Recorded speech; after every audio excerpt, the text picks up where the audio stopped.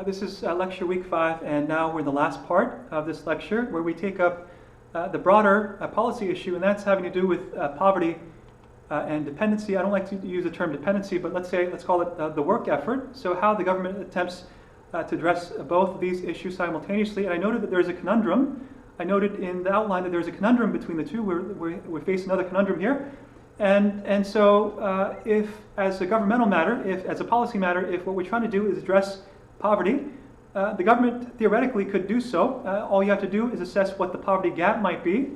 So the poverty gap is referring to the difference between the poverty threshold and how much income a particular group holds. So if we're looking at the poverty gap for seniors, for example, there's an $8 billion gap between how much income seniors hold and the poverty threshold. So if we simply wanted to address poverty, we could distribute $8 billion in the way of benefits, and we'd fill that gap. If we want to go further, we find the poverty gap for kids to be at 20 billion, and so if we distribute 20 billion in the way of benefits to kids and their families, we would fill that poverty gap. And so we could address poverty as a theoretical matter, just by simply filling those gaps. But of course, we noted before that if we equalize income, if our safety net is too generous, we might be reducing the work effort. Rawls even noted this. So then we flip to the other side, we think about the work effort issue, or the dependency issue. If we're concerned about dependency, if that's our primary concern, then we could just simply kick all people off public programs, and we've addressed dependency, right? So everyone is out in the market looking for work. So that's one way to do it. So theoretically, we could address each issue separately. But what we're trying to do as a policy matter is we're trying to address both of these issues simultaneously. We're trying to address both poverty and the work effort. We're trying to address both simultaneously, and the way the government has done so historically is through the use of something called an earnings disregard. And so we'll see how the earnings disregard works. So recall that the poverty threshold for a family of 3 we noted was at $18,284. So that comes out to a little over $1,500 per month. So let's just use some round numbers. We'll just call it $1,500 for ease of calculation.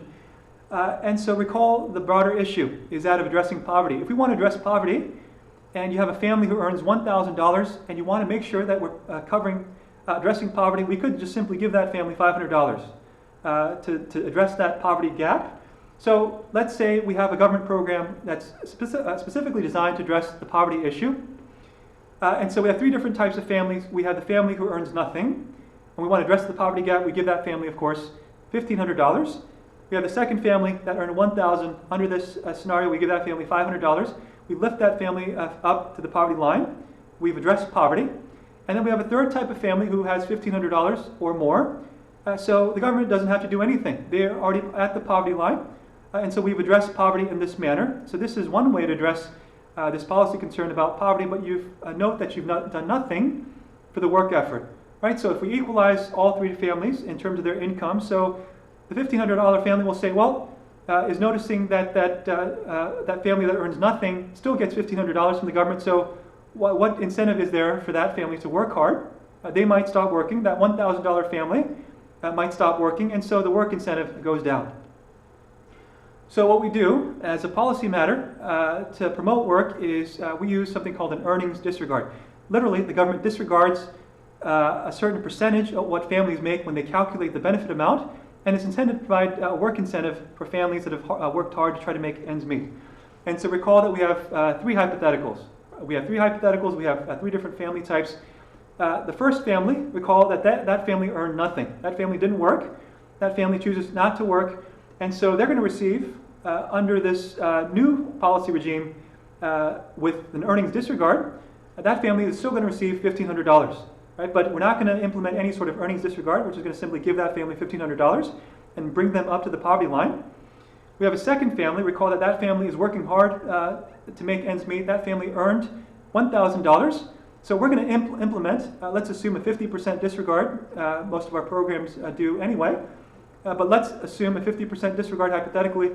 And so what the government does is it'll disregard 50% of what that family made for grant calculation purposes. And so countable earnings, in other words, the amount of earnings that the government will consider when calculating the grant amount is only $500. They're going to disregard $500, and they'll only count $500 when they calculate the grant. So the grant in this scenario is the maximum grant allowed. It's $1,500 minus countable earnings of $500, which leaves a grant amount of $1,000. So if we're assessing, if we're thinking about the total economic well-being of this $1,000 earning family, they started out with $1,000, and we give them a government grant of an additional $1,000, and so their total take-home pay is $2,000, where without this earnings disregard, this family would have been at $1,500, but we've given them a boost for their hard work via this earnings disregard, and so their total take-home pay is a little bit more, $500 greater than it would have been under a straight scenario where we try to lift that family up to the poverty line. Let me give you one more example here. So you have a family earning $1,200. So once again, let's assume a 50% disregard. So literally the government disregards 50% of what that family makes when they calculate the grant. Disregard 50%, which in this case, they're disregarding $600 of that family's earnings. So countable earnings, the amount of earnings that the government takes into account when calculating the grant is also $600. It's $1,200 minus the disregard. In other words, we have $600.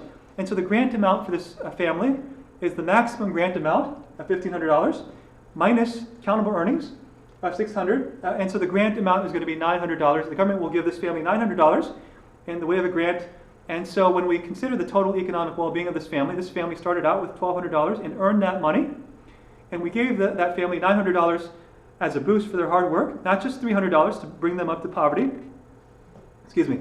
But we gave that family $900, and so the total take-home pay is $2,100 for this family. So this, I'm going to let you do this on your own.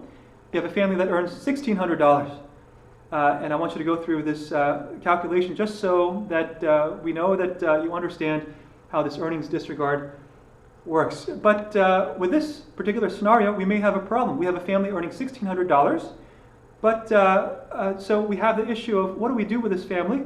Should we cut off benefits at the threshold? Should we cut families off at $1,500 or let families earn more than the threshold? Should we still give those families a 50% disregard? And so this is how we calculate. This is what happens if we simply cut families off at $1,500. You have something called the cliff effect that arises if we simply cut people off at $1,500. And here I just show you the calculation. But essentially, think about the family that makes $1,499. They're right at that edge. Right? They're right at the edge. And so if you were to go through the calculation with the 50% disregard, and then you calculate their benefit amount, their grant would be $750.50.